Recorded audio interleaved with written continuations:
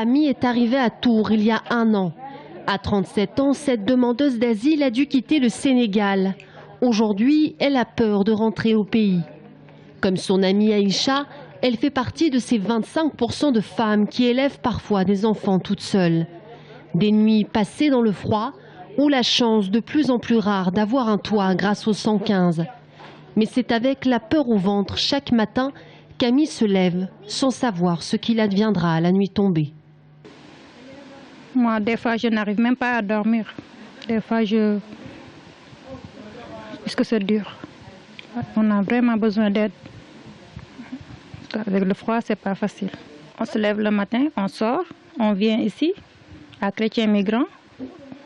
On prend le déjeuner des fois, à la nuit. Et si le matin on se lève là-bas, on peut prendre le déjeuner là-bas. Le soir, on mange là-bas, mais à midi, tu te débrouilles. Si tu manges, si tu n'as pas, tu ne manges pas. Des situations comme celle-là, il y en a malheureusement de plus en plus en Indre-et-Loire. Sylvie est bénévole au Secours catholique depuis 2 mois seulement et déjà, certains parcours l'ont particulièrement marqué. Maintenant, il y a plein de gens qui n'arrivent plus à vivre, même avec un petit salaire, qui se font prendre dans une spirale de on ne peut plus payer le loyer, on n'a plus à manger, et on sent qu'ils vont dégringoler.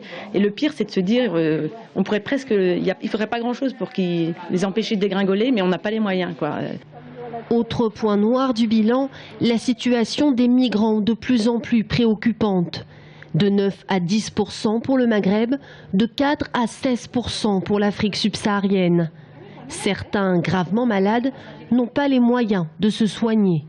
Ce que je voulais aujourd'hui, c'est soit on me donne un titre de séjour qui m'autorise à travailler pour que je puisse travailler et m'intégrer normalement. Comme tout le monde, j'ai envie de travailler. Et pourtant, vous êtes malade. Et pourtant, je suis malade.